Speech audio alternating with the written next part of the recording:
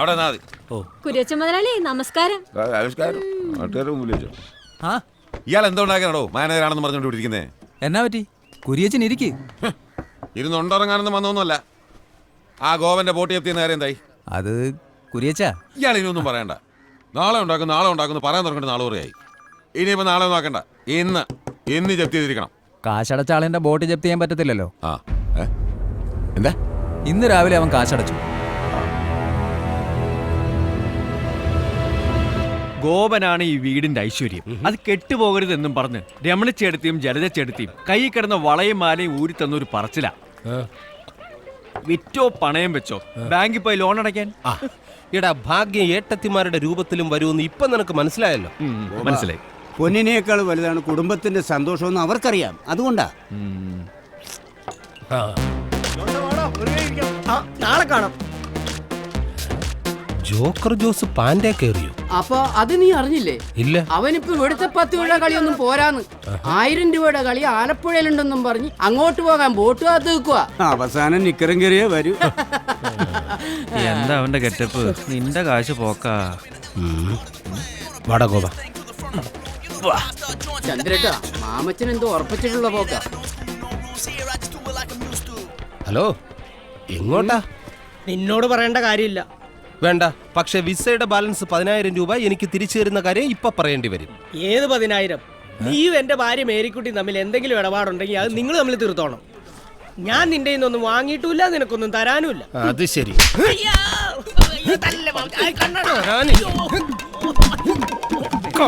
അങ്ങോട്ട് 5 ജോക്കറോ?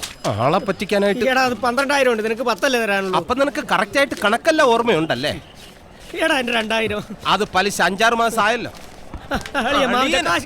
ആൾക്കാരെ പറ്റിക്കാനായിട്ട് നീ ആരടാ?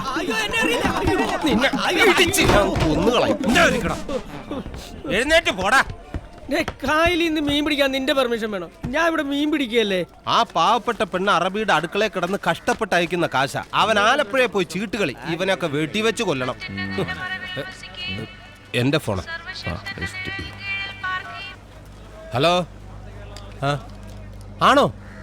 ശരി ശരി ശരി ശരി. എടാ, നിന്റെ ഭാര്യയുടെ വിസ റെഡി. എറണാകുളം ട്രാവൽസ് വിളിച്ചത്. ജയശ്രീയുടെ വിസ റെഡിയെന്ന്. ഇനി കാശ് കൊടുക്കുക, പറക്കുക. ഗോപു, ചെക്കാൻ നറുക്കെടുപ്പ്. നിന്റെ ബെസ്റ്റ് ടൈമാ. വേണമെങ്കിൽ ഒരു ലോട്ടറി എടുത്തോ, ചിലപ്പോ അടിച്ചാലോ. ഇനി മിണ്ടിയ നിന്നെ ഞാൻ അടിക്കും.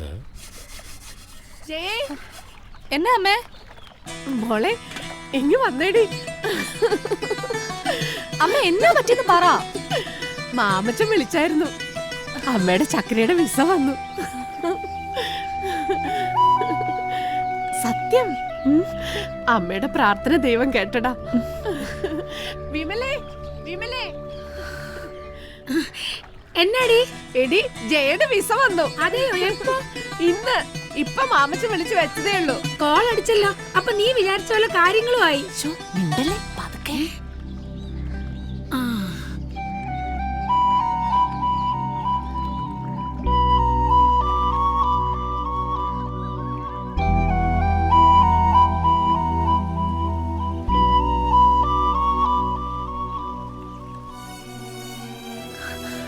ഞാനെങ്ങും പോകുന്നില്ല.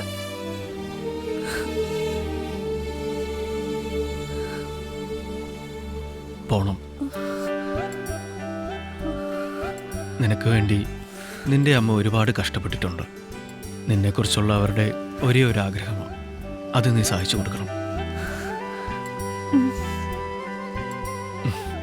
എത്ര നാൾ കാത്തിരിക്കാനും ഞാൻ തയ്യാറാ. ഈ സാധാരണ ഭർത്താക്കന്മാർ ദുബായിക്ക് പോകുമ്പോൾ ഭാര്യമാരല്ലേ കാത്തിരിക്കുക. ഇതൊരു ചേഞ്ച് ആയിക്കോട്ടെ. താൻ ദുബായിക്ക് പോകുന്നു, ഞാനിവിടെ കാത്തിരിക്കുന്നു. അതെയോ?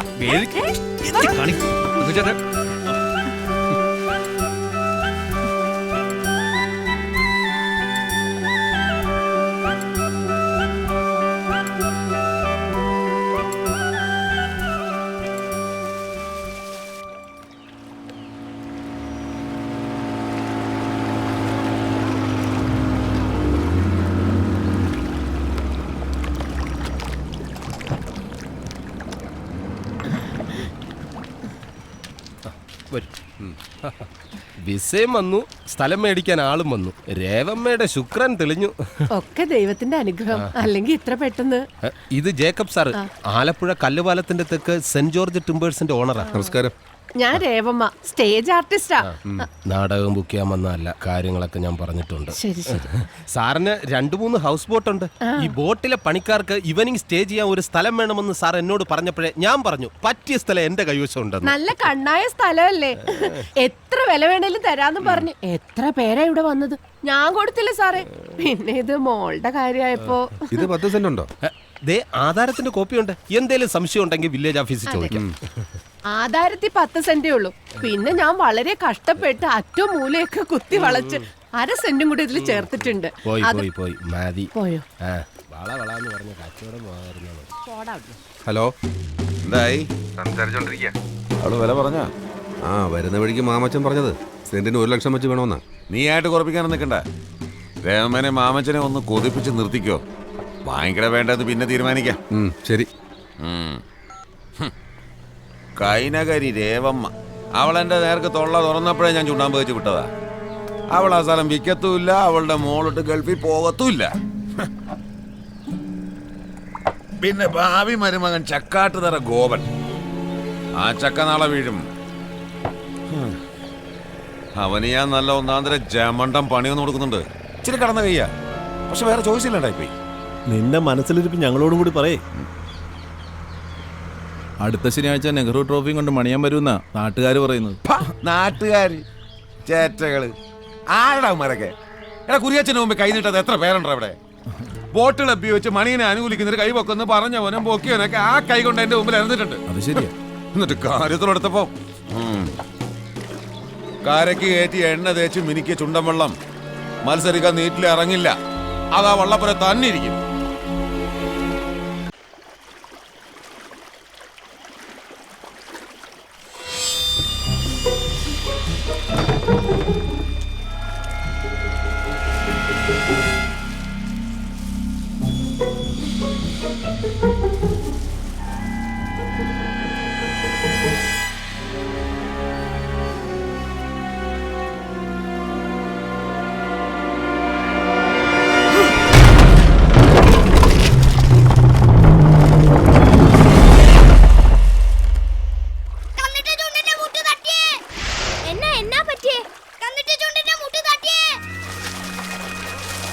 ഒന്ന് മാറിക്കേ. എന്റെ ഈശോയെ, അയ്യോ, നടുപടിച്ചു വീണ വെള്ളം ഇനി മത്സരിക്കാൻ കൊള്ളത്തില്ല പ്രസിഡന്റ്. ഇത് മത്സരിക്കാതിരിക്കാൻ വേണ്ടി മുട്ട് തട്ടി കളഞ്ഞതാ. ഒരു സംശയവും ഇല്ല, കുരിയച്ചൻ തന്നെ. അവനിപ്പോ ഈ കരക്കാരൻ മുഴുവൻ ശത്രുവാ. അവനെ വെച്ചേക്കരുത് പ്രസിഡന്റ്. വാടാ. ഏത് നോക്കടാ.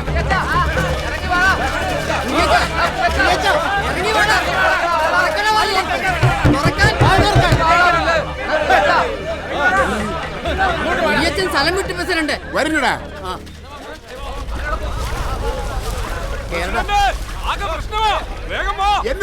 എന്നതാ കാര്യം? സി ബ്ലോക്കിലെ ഗോവന്റെ ഹൗസ് ബോട്ടാരോ കത്തിച്ചിട്ടേക്കുവാ.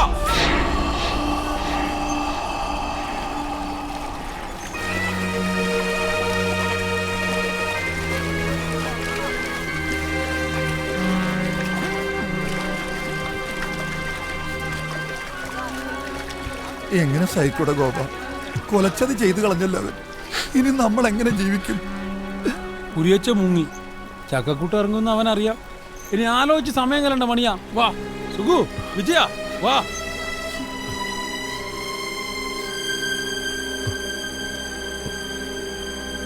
പോലീസിലൊരു പരാതി കൊടുത്താ അവര് വന്ന്. പരാതി കൊടുക്കാൻ നിങ്ങളുടെ ആരുടെ ഉപദേശത്തിന്റെ കാര്യമില്ല. 10-45 ദിവസം നിങ്ങളടക്കം 100 പേര് അധ്വാനിച്ചിട്ട് എന്തായി? കുരിയച്ചൻ ചുണ്ടൻ വെള്ളവും തകർത്ത് കളിയും മുടക്കിയിട്ട് നിങ്ങൾക്കൊന്നും ഒരു ദണ്ണമില്ലല്ലോ. കണ്ടില്ല കേട്ടില്ല എന്ന് പറഞ്ഞു നിൽക്കാൻ നിങ്ങൾക്ക് എളുപ്പമാണ്.